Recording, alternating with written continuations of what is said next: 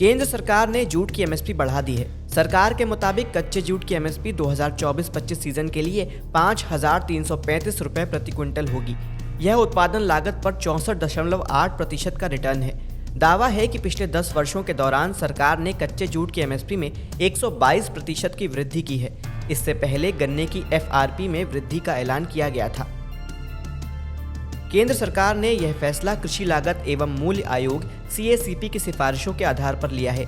सरकार ने कहा है कि 2024-25 सीजन के लिए कच्चे जूट के लिए एमएसपी में पिछले सीजन की तुलना में 285 रुपए प्रति क्विंटल की वृद्धि हुई है। वर्तमान सीजन 2023-24 में सरकार ने 524.32 करोड़ रुपए की लागत से 6.24 लाख गांठ से अधिक कच्चे जूट की रिकॉर्ड खरीद की है। एक गांठ में 180 किलो जूट होता है। अंतर्राष्ट्रीय महिला दिवस पर प्रधानमंत्री नरेंद्र मोदी ने LPG की कीमतों में 100 रुपए की कटौती का ऐलान किया है। पीएम की तरफ से घोषित 100 रुपए की कटौती आज आधी रात से लागू होगी। प्रधानमंत्री मोदी ने इस बात पर जोर दिया कि LPG सिलेंडर में की गई इस कटौती का मकसद न केवल रसोई गैस को किफायती बनाना है, बल्कि सभी परिवारों की समग्र भलाई का समर्थन करना और एक स्वस्थ वातावरण में योगदान करना भी है। सरकार को दी गई एक सिफारिश अगर मान ली जाती है तो रजिस्टर्ड गोदाम भी मंडी का दर्जा ले लेंगे। इससे किसानों को अपनी उपज बेचने में मदद मिलेगी। दरअसल सिराज हुसैन पैनल ने एक सिफारिश में कहा है कि अगर कोई गोदाम MSP शर्तों को पूरा करता है तो उसे मंडी का दर्जा दिया जा सकता है। सिराज हुसैन पैनल को कृषि मंत्रालय ने बनाया है, जो कि एक एक्सपर्ट कमेटी है। इस कमेटी ने गोदाम को मंडी का दर्जा देने की सिफारिश की है।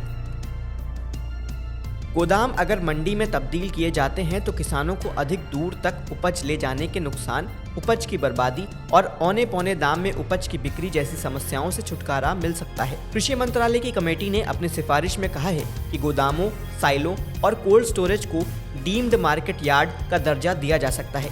अगर ऐसा होता है तो किसानों का खर्च भी बचेगा।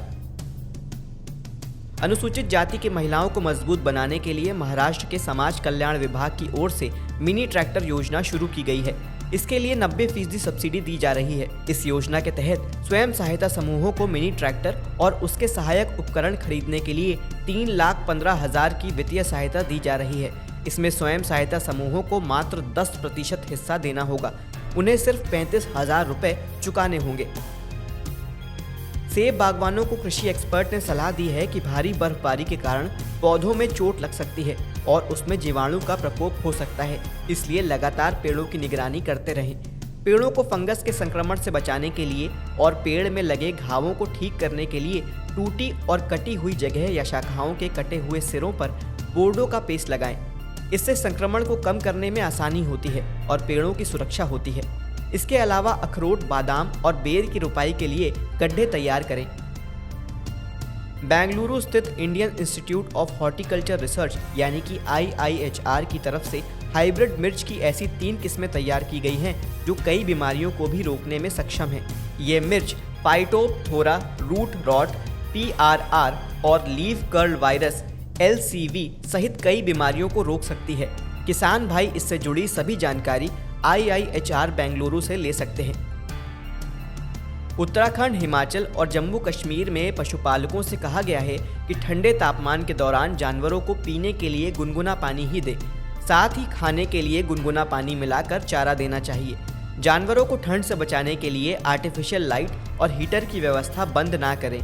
मार्च अप्रैल में भी दुधारू पशुओं के शरीर का तापमान बनाए रखने के लिए तेल की खली और गुड़ का मिश्रण खिलाना चाहिए। जब मौसम साफ हो तो पशुओं को धूप जरूर दिखाएं। हरियाणा में अब किसान अपने ट्यूबवेल को घर बैठे मोबाइल से ऑपरेट कर सकेंगे। साथ ही किसान ट्यूबवेल से लेकर फैक्ट्री की मोटर, खेत में कब पानी की ज़रूरत है, कहाँ सूर्य की सबसे ज़्यादा किरणों की ज़रूरत है, इन सभी चीज़ों का पता आसानी से लगा सकते हैं। इसके लिए एक खास यंत्र बनाया गया है। इसकी मदद से किसान सौर विकिरण पूर्वानुमान लगा सकेंगे। इस यंत्र को हिसार के गुरु जम्बेश्वर विश्वविद्यालय के शिक्षक डॉक्टर सुमित सरोहा ने तैयार किया है, जो पेटेंट करवाया गया है।